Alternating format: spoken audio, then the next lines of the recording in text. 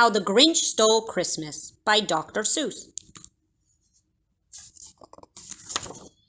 Every Who down in Whoville liked Christmas a lot, but the Grinch who lived just north of Whoville did not. The Grinch hated Christmas the whole Christmas season. Now please don't ask why, no one quite knows the reason. It could be his head wasn't screwed on just right. It could be, perhaps, that his shoes were too tight. But I think that the most likely reason of all may have been that his heart was 2 sizes too small. But whatever the reason, his heart or his shoes, he stood there on Christmas Eve, hating the Whos, staring down from his cave with a sour, grinchy frown at the warm lighted windows below in their town. For he knew every Who down in Whoville beneath was busy now hanging a mistletoe wreath. And they're hanging their stockings, he snarled with a sneer. Tomorrow is Christmas, it's practically here. Then he growled with his Grinch fingers nervously drumming. I must find some way to stop Christmas from coming. For tomorrow, he knew, all the Who girls and boys would wake bright and early, they'd rush for their toys. And then, oh the noise, noise. That's one thing he hated. The noise. Then the Whos, young and old, would sit down to a feast.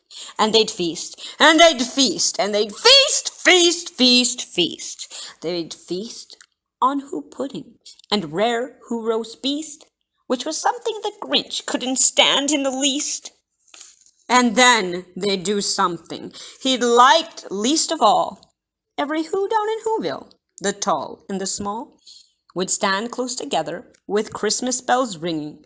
They'd stand hand in hand, and the Whos would start singing. They'd sing, and they'd sing, and they'd sing. And the more the Grinch thought of this Who Christmas sing, the more the Grinch thought, I must stop this whole thing. Why, for 53 years I put up with it now. I must stop this Christmas from coming. But how? Then he got an idea. An awful idea. The Grinch got a wonderful, awful idea.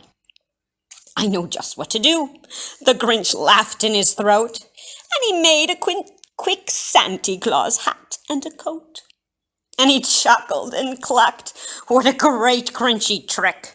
With this coat and this hat, I look just like Saint Nick. All I need is a reindeer. The Grinch looked around. But since reindeer are scarce, there was none to be found. Did that stop the old Grinch?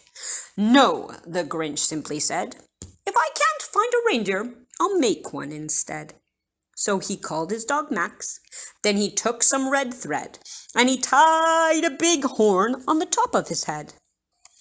Then he loaded some bags and some old empty sacks on a ramshackle sleigh, and he hitched up old Max. Then the Grinch said, Get up! And the sleigh started down towards the homes where the Whos lay a snooze in their town.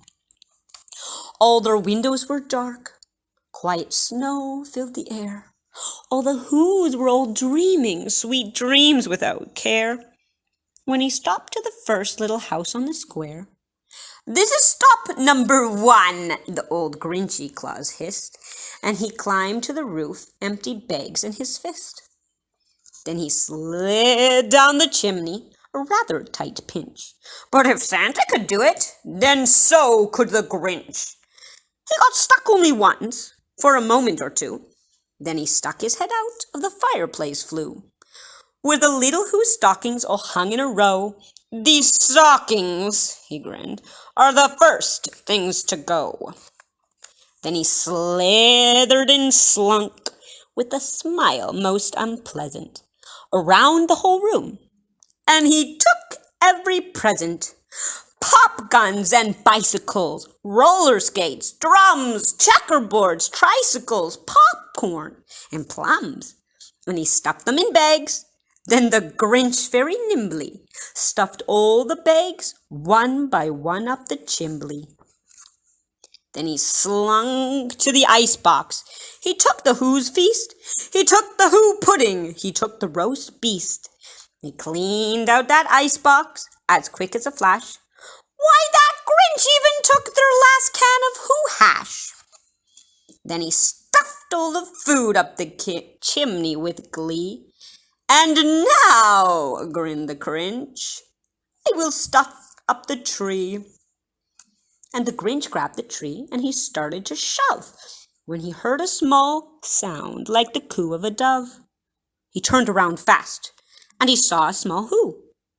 Little Cindy Lou Who was not more than 2.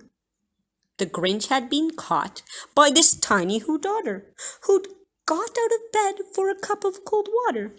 She stared at the Grinch and said, Santa Claus, why? Why are you taking our Christmas tree? Why?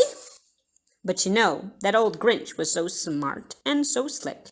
He thought up a lie and he thought it up quick. Why, my sweet little tot, the fake Santa Claus lied. There's a light on this tree that won't light on one side. So I'm taking it home to my workshop, my dear. I'll fix it up there. Then I'll bring it back here. And his fib fooled the child. Then he patted her head. And he got her a drink and sent her to bed. And when Cindy Lou Who went to bed with her cup, he went to the chimney and stuffed the tree up. Then the last thing he took was the log for their fire. Then he went up the chimney himself, the old liar. On their walls he left nothing but hooks and some wire. And the one speck of food that he left in the house was a crumb that was even too small for a mouse. Then he did the same thing to the other Who's houses, leaving crumbs much too small for the other Who's mouses.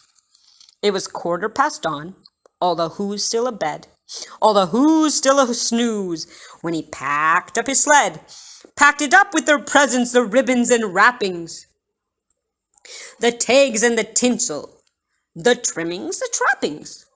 3,000 feet up the side of Mount Crumpet, he rode with his load to the tip-top to dump it. Pooh-pooh to the Who's, he was Grinchishly humming. They're finding out now that no Christmas is coming. They're just waking up, I know just what they'll do. Their mouths will hang open a minute or two. Then the Who's down in Whoville will all cry, boo-hoo. That's a noise, grinned the Grinch, that I simply must hear. So he paused, and the Grinch put his hand to his ear. And he did hear a sound rising over the snow. It started in low, then it started to grow. But the sound wasn't sad.